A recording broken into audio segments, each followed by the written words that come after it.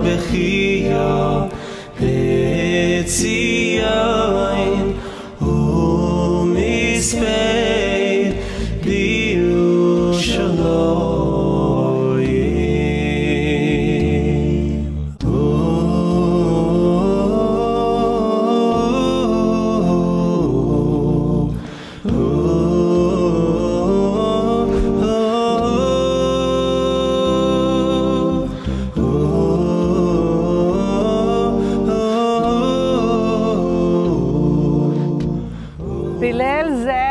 Yivkeyun. Some of the versions of this Kinot that we say on Tisha B'Av have to do with the village that's behind me.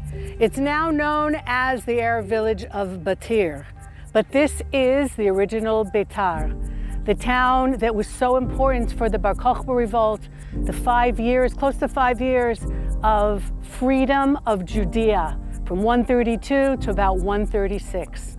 This is the last stand of the Bar Kochba revolt, and the destruction of Beitar is one of the 5 things that shows that Tisha B'Av is still today a day of mourning. You can see the ancient terracing on the hills. Unfortunately, I can't take you there. Israel gave this up to the Palestinian Authority as part of the Oslo Accords. There are ancient terracing on the hills, Jewish ancient terracing of our farmers. There are still the remains of the final battle with the Romans, ballista balls, and all kinds of weaponry that are laid out. This place was dug. We understand what happened here. What I'm showing you here today, though, is why this was so important to Bar Kochba, the location. We are at the confluence of roads that come up from the valleys and lead into Yerushalayim. There's a narrow gorge that leads from here into Yerushalayim, where today's Biblical Zoo is, and Ein Yael, ending up in the Malcha Technological Park. It's not by happenstance that Bar Kochba is here.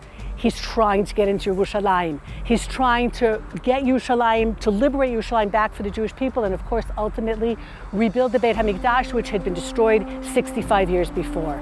So the revolt against the Romans initially succeeds, eventually fails for many reasons. One of them has to do with the old Roman road that was found down in the valley, lots of Roman milestones as well. This was actually a very key point in coming to Jerusalem or leaving Jerusalem. A story that's told in Gittin about one of the Caesar's daughters who's coming up with her entourage, and they break an axle, and in order to fix it, a tree is randomly cut down in order to fix her wagon that she can be on her way. But that tree was meant for one of the grooms. There was a custom in the day to plant a tree for a boy, a tree for when a girl is born, and then when they were married, their 2 trees were cut down and made their chuppah, made their wedding canopy. And they did not realizing they cut down the tree of a young Jewish man who was about to be married, and he and his friends got very, very upset and attacked the convoy, which escapes, but word gets back to the Caesar that the Jews are rebelling in Beitar, and that is one of the reasons that's given. And so we have here an issue that I think still holds for us today. You can't just do what you want, even if you're offended, even if something bad happens to our honor or to Judaism or to Israel. You have to think about the bigger picture of what you're doing. And so they were upset with the Caesar's daughter, but in the end, it becomes part of a bigger picture, and the Romans destroying Beitar. There's other reasons as well. The bodies were left here for many years. They say blood flowed here up until the knees of the horses, and the bodies weren't allowed to be reburied for a long time. They say one of the miracles is that the bodies didn't decompose. There's a lot of tragedies associated with Beitar. It's understandable why on Tisha B'Av we would have the Kinot for it. And here in Israel now, we can look, we can see the place, we can understand the backdrop of the Bar Kochba revolt and the tragedy that happened here. And I hope that one day we'll actually have the freedom and not the fear to be able to go into this village and to see the remains of what happened to our forefathers, and more important than that, to learn the lessons of some of what they did right and some of what they did wrong.